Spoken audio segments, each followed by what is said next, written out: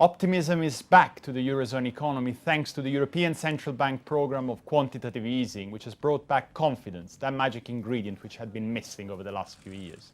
And yet, Greece and the possibility that Athens may leave the single currency remained as a cloud over the Eurozone economy. Discussing this with me today is Pierre Gremegna, Finance Minister in Luxembourg, who's just back from the IMF World Bank meetings in Washington. Mr. Gremegna, what's the outlook on the Eurozone as seen from Washington? Well, for the first time, I must say, since the economic and financial crisis, the outlook for Europe is better. You know that the Eurozone has been lagging behind in terms of growth in the last 5 years, but European Central Bank's forecast sees that growth is going to be 1.5 instead of 1%, so that's a good leap.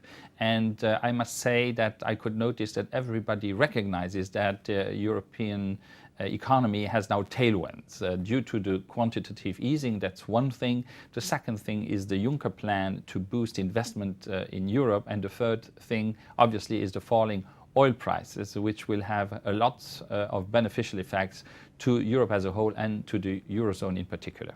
There's, of course, one big headwind, which is the situation in Greece. How concerned are you that the standoff between the Eurozone and the Greek government could lead to a Greek exit?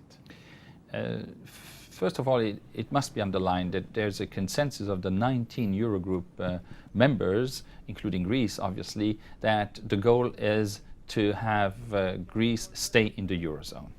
This being said, we must realize that we have a 4-month period, a transition period that the Eurogroup has given to Greece to come up with a comprehensive plan, leaving at the same time some room of maneuver for the Greek government to come up with detailed measures how to reach the financial goals and how to reach the framework that has been agreed.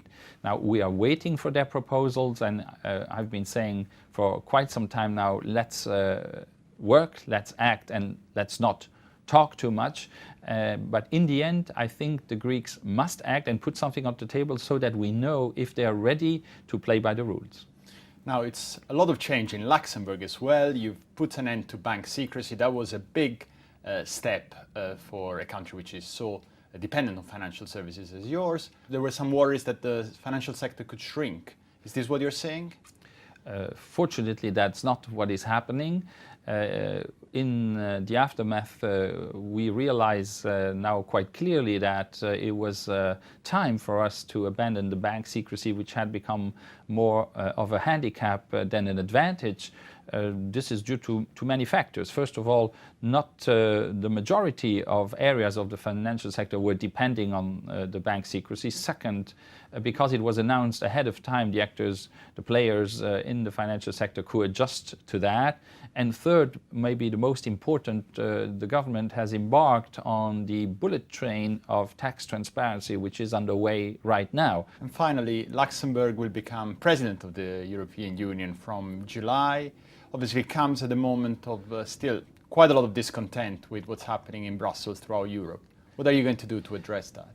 Well, the challenge of presiding the ECOFIN is always large. I will have 3 subjects on my mind. One is tax transparency, where there will be a directive making sure that we have automatic exchange of rulings in the EU will be finalized, and Luxembourg supports that, and as a presidency it will be my task to go ahead quickly. Second, there's a lot of changes to be done also in financial services, for example, making sure that the banking union for capital efficiency enters into force, which means, for example, that small and medium-sized companies can find access to capital more easily than is the case right now. And third, there's a lot of things to do in terms of structural reforms for banks, which are still on the table and obviously need to be tackled. Mr. Gremegna, thank you very much. It was a pleasure.